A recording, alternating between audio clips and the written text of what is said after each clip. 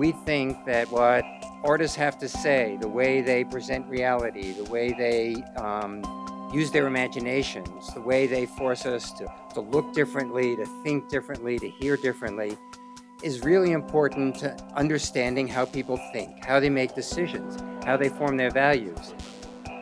I think that's part of the spirit of DASER. I mean, we talk about it as art and science, but it's really art, it's science, it's culture, and I think it's also civic values and public policy. We are in Washington. Learning 3D animation was challenging, and although I was an early adopter of computers, nothing I had previously done prepared me for the mathematical and technical rigor of spatial 3D imaging. We use three-dimensional motion tracking and reconstruction of movements. It's very much like what they use for computer animation for movies. I use it to study how movements go awry and to quantify movements when we have damage to the brain or the nervous system.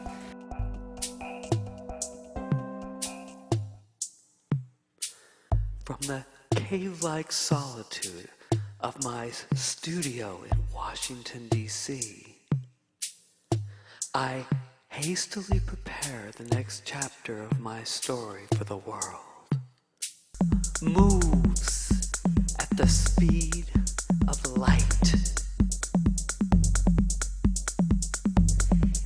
It is real time. We have a lot of fellowships at the Smithsonian, postdoctoral fellowships, predoctoral fellowships, and so on, but it was felt that a large segment of the population, that is, artists, were not getting fellowship opportunities, and CJ was nominated and chosen as one of the first fellows. In 2007, during my research, I was looking at a lot of bioluminescent organisms. So I did come across some other things, like this one is not bioluminescent, it's iridescent. I love the way it looks and the shape, the color. So I started out with like plexiglass and then using a lot of the wires, LEDs. This is how I made the tentacle with that plastic. So I kind of watched the piece as I'm writing it, and I can see how it moves and how it inflates and deflates. This was at the installation process. I started with the different lightings, and then I was shooting everything on time-lapse. Figuring out what questions to ask, what information to get, how to talk about these exhibitions and their impacts in a way that kind of helps us move forward and sustain and build a program is what I'm working on. You really can't represent something truly. It's going to be just an interpretation in the end.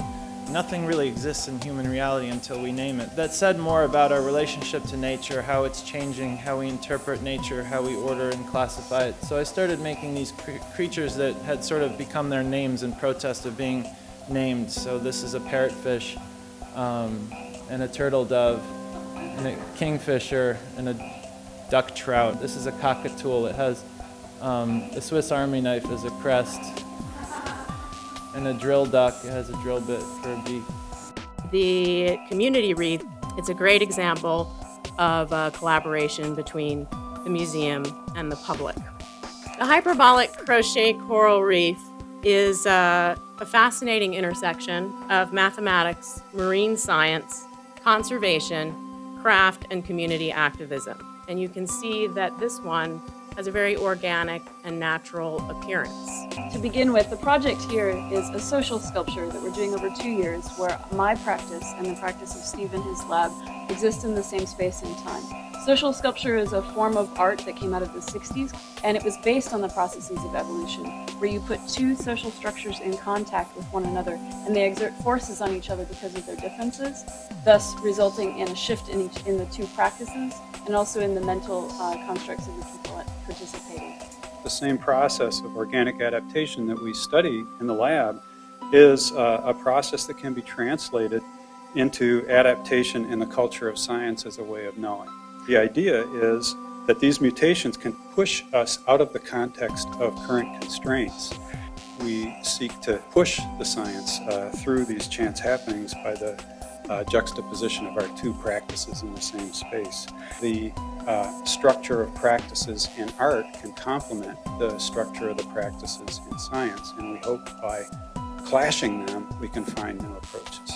I'm not all that great with numbers, so I thought, I need to create something for me to actually understand it. If you have a grain of sand, and that represents one galaxy, we live in the Milky Way galaxy with hundreds of billions of stars. You need 6 rooms full of sand to show all the galaxies that we know about.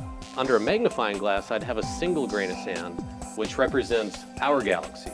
And what's cool about being at a place like JPL is that I could go to someone and say, could you drill a hole into a grain of sand for me? And they could, so that was really cool.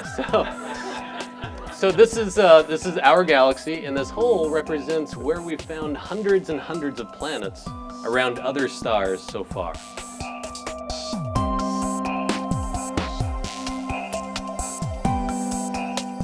I just think this DC Art and Science Evening Rendezvous program is just a wonderful chance for all of us to get together and talk about this interdisciplinary area where we can connect in different ways.